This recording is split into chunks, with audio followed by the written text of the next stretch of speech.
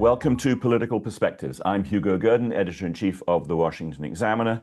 If you're joining on YouTube, please like and subscribe to our channel. Byron York joins me as usual this week. Byron is Chief Political Correspondent for The Washington Examiner. And Byron, we're going to talk about war. The latest comment from President Trump that I have noticed is that he, in being asked about Iran or explaining his position on Iran, he says, "No one knows what I am going to do." Do you think he's decided? How do you read what Trump is doing here? Well, it could be that no one knows what he's going to do because he doesn't know what he's going to do right now. So I think you raise a good question there. Not sure. The conventional wisdom seems to be that Trump is moving in the direction of authorizing U.S. forces to drop this big bomb, the bunker buster bomb at Fordo, the deep underground Iranian facility, as opposed to just offering support and encouraging the Israelis to keep doing what they're doing, which is attacking all aspects of Iran's nuclear program, as well as their finances, their government, everything. So it's not entirely clear what the president has decided to do, because I'm not sure that he has. Right.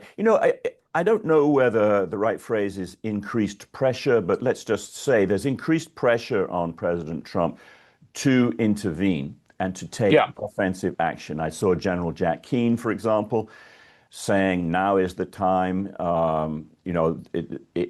This has been hanging over policy and the whole of the Middle East region for decades. The airspace over Iran is cleared by the Israelis.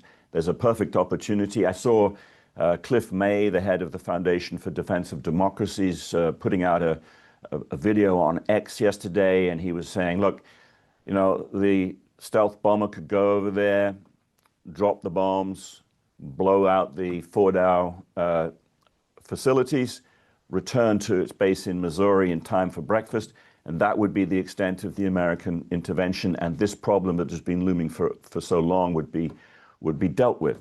Now, we can get on a little bit later to the fact that war is unpredictable and things happen where you could have America drawn in one way or another. But do you think that the president is susceptible to pressure, or do you think there's an element in here where he sees there's an opportunity which he had not foreseen, and he wants to take the action which will actually achieve the policy that he has said all along, which is they can't have nuclear weapons? Well, I think he can recognize opportunities, and he is susceptible to pressure. You might want to just call it influence. And we've Hmm. known for years that Trump talks to a lot of people. Right. Um, And so, what is the range of people he's listened to? When I say talks to people, he's really listening to people, what they have to say. Right. Are there members of Mar-a-Lago, for example, who've weighed in on this? I would not be surprised at all. And Trump Right. listened to them probably. He has this wide range of input. And I also remember, though, Trump won the Republican nomination in 2015 and 16 by just trashing George W. Bush Right. and the war in Iraq and the way the United States went to war in Iraq. And Right. I think that caution is needed here in this Right. case Yeah. for this reason.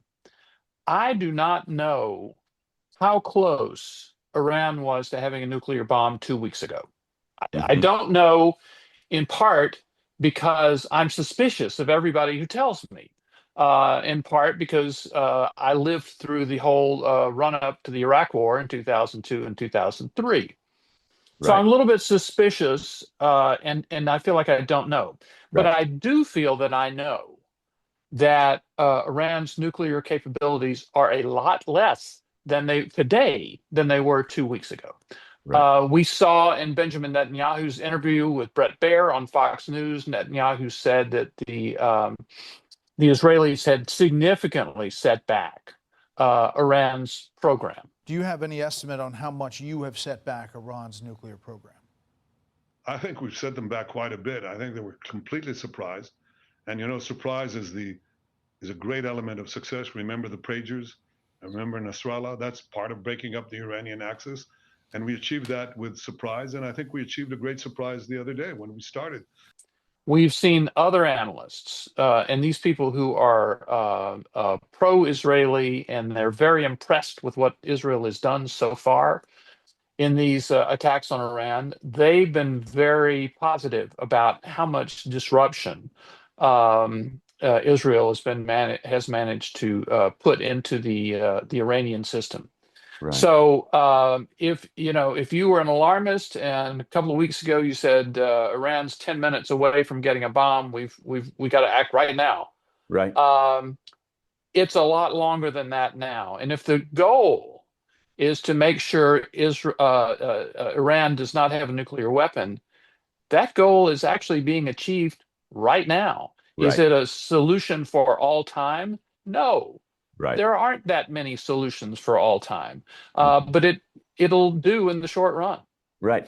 In considering this matter, I think it's very important to make a distinction which some people are trying to blur, which is that American intervention is being equated with a policy of regime change. And I think it's important to make clear that that is not necessarily the case. In fact, they are two distinct things, although one could produce the other, and you could have both goals. But you can have a policy which is the eradication and more extensive destruction of Iran's nuclear facilities without having regime change as part of your goal. Because, of course, if regime change is part of your goal, you get into the sort of thing that we had in the Iraq wars and in Afghanistan, where you've got American troops on the ground. No one is suggesting that. Of course, you never know exactly how things are going to pan out, and there may be pressure on that. But that distinction needs to be made, doesn't it? Even though caution is obviously necessary. Yeah, I think you have to talk about American goals and Israeli goals, and they're not necessarily the same thing. So the Netanyahu in this interview with Bret Baier talked at some length about how much help the United States has already given to Israel, basically in defending Israel from various attacks from the region, missiles, drones, that sort of thing. That I deeply appreciate President Trump's decision to help in the defense of Israel. American pilots are shooting down drones that are headed towards Israel, as do our pilots. American THAAD missile batteries are helping defend Tel Aviv and greater Tel Aviv area. American Aegis ships are in the Mediterranean. That's all a decision by President Trump, which I deeply appreciate. Right. So the United States is doing militarily, helping to defend Israel. It's not attacking Iran, but it's helping to defend Israel. So all good there. Yeah. But then where do you go beyond that? And there are people who say, well, all we got to do is drop this one bomb and we'll go and it'll all be over. I'm just skeptical of that. I mean, obviously, Iran will want to counterattack if they can. They don't have a lot of assets, but there's a ton of U.S. military personnel around in that region. There are plenty of places that an ingenious country, if they wanted to kill 20, 30, 40 Americans, they might be able to do it. Right. And then where are we? So I here again, I'm Mr. Caution on this one. Right.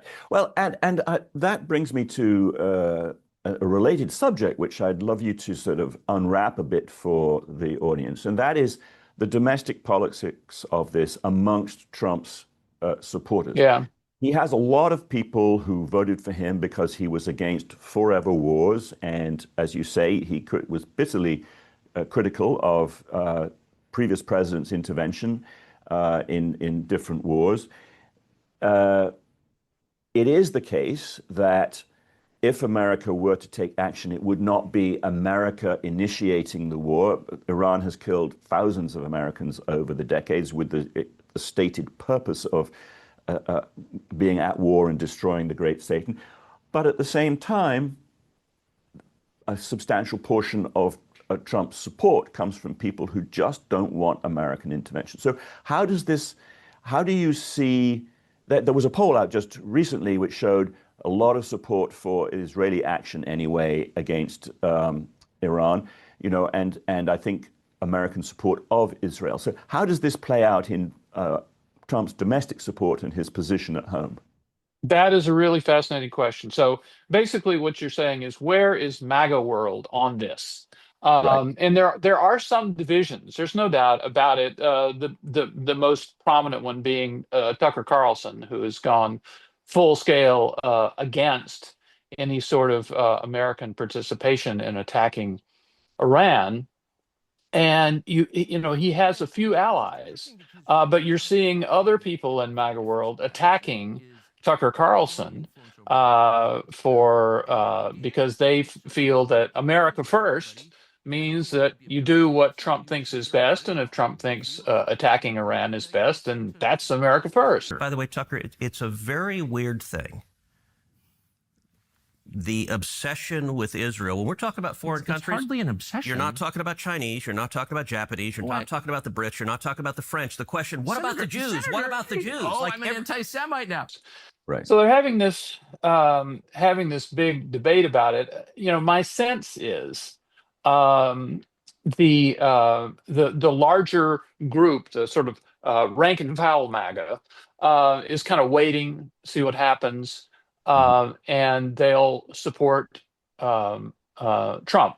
Now, I think it's instructive to go back to the American assassination of Soleimani, basically the Iranian terror chief.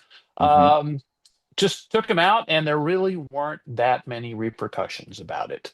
There was a lot of talk about Iran retaliating, and maybe 10 years from now they'll do something and say it was for that, but there just haven't been that many. And no Americans were killed or anything like that. So if Trump were able to do something in Iran that was like that, and it was nice and kind of neat from our perspective, then I don't think it'd make a lot of difference in his support at all. But if he does it and it gets messier, like it did for George W. Bush in Iraq, then he's got to have a big problem. That's why they pay him the big bucks. He's the president of the United States. He's going to have to decide whether this is something he wants to risk doing. Finally, let's just turn briefly to how this plays, if at all, for the Democrats. Chuck Schumer, who is the minority leader in the Senate, has asked for a briefing of all 100 senators, obviously behind closed doors. They want to know, but I don't get the impression that the Democrats know quite how to deal with this. Obviously, you've got some of their more extreme people. Bernie Sanders, for instance, wanted a bill and he came out saying it was Israel that started this war, and America shouldn't be dragged into the war. But I think that there's a certain degree of dispute within the Democratic Party over the extent to which they should oppose Trump and oppose the war. Does this play at all for the Democrats in one way or the other? Wow, another good question. Obviously, a number of Democrats have been rhetorically anti-Israel, basically on the premise that Israel has overdone it in retaliating in Gaza. So you have those Democrats. On the other hand, there's not a big caucus in favor of a nuclear-armed Iran. So Trump does this. It's a success. There aren't any big repercussions. The Democrats say, okay, that was good. Let's move on. Now, Trump does it. It's either not a success or there's some messy repercussions involving loss of American life. Then they'll be all over him saying it was a terrible idea, the wrong thing to do. And how could he possibly even thought of something like that? So, I mean, they're going to be very opportunistic here. But I do think fundamentally, even with what they've said about what Israel has done in Gaza, I just don't see a lot of them standing up for Iran and saying that they should have been able to continue their work on nuclear weapons. Right. I think even on this one, I mean, on Iran, the Democrats, even though they've chosen the wrong side of 80-20 issues on a whole range of other things, they're not going to choose to back Iran. So, That's where we'll leave it, Byron. Thanks very much for joining me today, and thank you all, viewers, for tuning in to Political Perspectives. Join us again next time.